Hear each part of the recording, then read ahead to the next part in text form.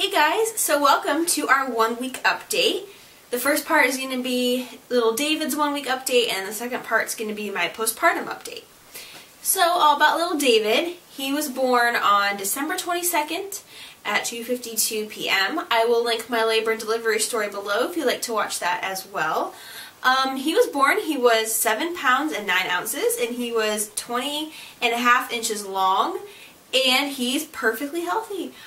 He had some meconium when he was born, which was all taken care of, I guess, right there and then. After I had him, the NICU team was there and just suctioned him really well and got all that out, so he did not have to stay in the NICU or anything, and he didn't really have any problems because of that at all. In the hospital, let's see, I guess we'll talk about breastfeeding, so I guess there'll be like a breastfeeding update too on him. He did not latch on at all. We tried pretty much within the first hour of me having him, he would not latch at all.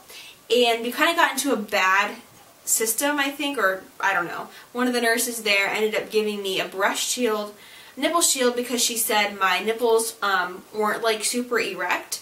So she wanted me to try the shield, which I did put on, and he still would not take the shield. He would like latch on for a second, but then he wouldn't like keep on the latch. So he was just not latching at all, even with the shield, and that was really frustrating. So what we ended up having to do when he was in the hospital, I had to like self-express some of my colostrum onto a spoon, and we were like spoon feeding it to him because I wanted him to get that. I did not want him to have formula. So self-expressing onto a spoon, my milk was never an issue coming in or anything. It was just he did not want to latch, the little stinker. He was just lazy. He was too sleepy. He really had like zero interest at all in my boobs. So we were like self-expressing for a while. Eventually one of the nurses recommended that I just hand pump. So she gave me the Medela Symphony, I think. Is it the Symphony or the Harmony? I'm not sure, just like the regular hand pump. So I was able to pump out some of my early milk, the colostrum, and then we were feeding it to him in a bottle that way for a little while. Then it kind of came to a point where he didn't really want, no wait, was it before we did the bottle thing? I honestly can't remember. No, I think we were still doing the spoon thing early. We had like a really bad night nurse one night. I think it was like the first night we had him. We had like a really bad night nurse who like really would not help me breastfeed at all. And she kind of convinced me that like he wasn't getting enough and that we needed to supplement with formula. So we ended up giving him formula, I think 2 or 3 times just to satisfy him. I really did not want to do that, but I felt like it was like in the middle of the night and I was exhausted and we didn't know what to do, and I wanted to make sure he was full and everything. So that was hard, giving him the formula, but we did that because I felt like he needed to get something in because he just wasn't taking the boob at all. So I think it was the next day then they recommended me pumping. I think that's what happened. The next day they recommended me pumping and then giving him the milk in a bottle, which we ended up doing for like the first couple of days. We gave him, I was just pumping and giving it to him in a bottle, and he was taking that fine. I did not really feel like I had great lactation help in the hospital, even though they had lactation consultants there. That's like their big thing. You hear all about the lactation services, like when you have the classes and everything. Yet, on the day that I had him, on Sunday the 22nd, there were no lactation consultants there that day, which I felt was really weird. It was a Monday, and I was told on Sunday that there wasn't any on Sunday, but there would be one on Monday. But there wasn't one on Monday there either. So we had to wait until Christmas Eve, which was on Tuesday, the day we were being discharged, to see the lactation consultant. We saw her a couple hours before we were going to leave that day, and she was helpful, giving me some information. We tried to get him to latch again. He wouldn't do it. Even with the shield, we tried with the shield, without the shield, he just wasn't doing it. So I was really frustrated and upset. I'm like, he's never going to latch, but at least he's getting the breast milk in the bottle, and that's like the most important thing.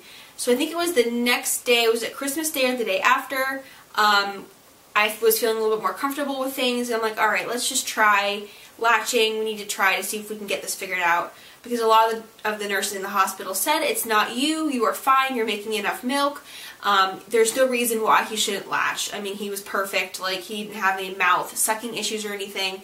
So there's no reason why he couldn't latch. So we tried, the first time I tried at home with a shield, he latched. And I was amazed. And I could not believe that he had latched. And I was so happy and excited. And from then on out, we've had zero problems with him latching and feeding. A lot of the times he is frustrated, so it does take him a while to latch. But once he latches, he's usually good to go. And we've been exclusively breastfeeding since he started latching, which is great. Like I said before, he only had formula like the first day or so. So no more formula. I have no problems with my milk. My milk has come in. It is abundant. I have to pump a lot of times just to relieve because I'm just super, super engorged and painful. But let me think if there's anything else about little David. He's just great. He has slept the first 2 nights in the hospital. He slept in the nursery just so my husband and I could get some sleep because I hadn't slept for 2 nights. So they just brought him back in for feedings and things like that. But since we've been home, we've only had 2 bad nights. The first night we brought him home was rough. He was up constantly. We were still trying to figure him out. Of course, we're super paranoid because he had been in the nursery and like he's making all these noises and we're like, oh my gosh, is he okay? So the first night was rough. The second 2 nights were a lot better. He was sleeping more regularly, and then he had another really bad night where he was just up all night, awake and things like that. So we've done some things to kind of try to keep him more alert during the day with us just talking normally and loud with all the lights on. Because before we were just like whispering during the day and having the lights off. So we think that us trying to do the daytime thing has worked a little bit. And we also try to keep him more active in the evening. So we'll do his bath time in the evenings. We'll let him like play in his bouncer with all like the lights and the sounds and everything to try to keep him awake in the evening times before we like put him to bed, I guess. Last night he actually slept for 5 hours, which was amazing. So he's doing pretty well, I would say. We had his first week doctor's appointment yesterday, and he's back up to his birth weight. He was actually a little bit over his birth weight, which was awesome. The doctor was really impressed with that. So everything's going really well with him. So that's all about his first week. I'm going to do a separate video of all of like the little clips of his first week, which will be kind of fun. Just some pictures and clips and things like that. As far as I go, I am pretty much like good to go. I had a really, really easy recovery. Like I said in my labor and delivery video, I had one teeny tiny little tear, so I had one little stitch. I've had pretty much really minimal bleeding. The first couple of days I felt like it was kind of significant, but ever since I've been home, maybe like a day or 2 after I got home from the hospital, my bleeding really drastically, significantly went down. I did notice one day where I did too much, and I think I was up and down the stairs quite a few times. I had more bleeding, but right now, we're 9 days postpartum. I have like almost, it's like very minor period bleeding, which is good. Still a little bit sore down there, but it's not anything that bad. I do want to say the first time peeing was really painful because of the catheter. So I had to basically force myself to pee. So I would recommend, or not recommend, but just like if you guys are pregnant or whatever, to expect that if you have an epidural and you have a catheter, it's going to hurt really bad the first time you try to pee, but you kind of just basically just have to make yourself do it, and once that's kind of over with, it's a lot better after that. That's really about it for me. I'll end with a belly shot, I guess, a 9-day out postpartum belly. I have to say, I'm back into my pre-pregnancy clothes. I just have a teeny little pooch, and that's about it. I feel pretty good. As far as just being a little bit tired, I'm still trying to take it easy. My husband has been fantastic. He's been a great help with letting me rest as much as possible and bringing me things, and he's just been amazing. I don't know what I would do without him, because he's really, really helped me and the baby, and he is doing an amazing job as a husband and a father.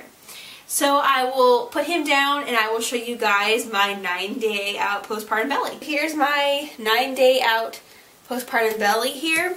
As you can see, there's just a little bit of flab, and then I still have the line. I feel like it got a lot darker postpartum, which is weird. Maybe just being pregnant is so stretched out and then it deflates and then you just have the line. I've noticed very, very, very few tiny, almost microscopic, you can barely even see stretch marks But that is it for my belly. And I will do a second week update shortly on David when he turns 2 weeks old. Thanks for watching. Bye!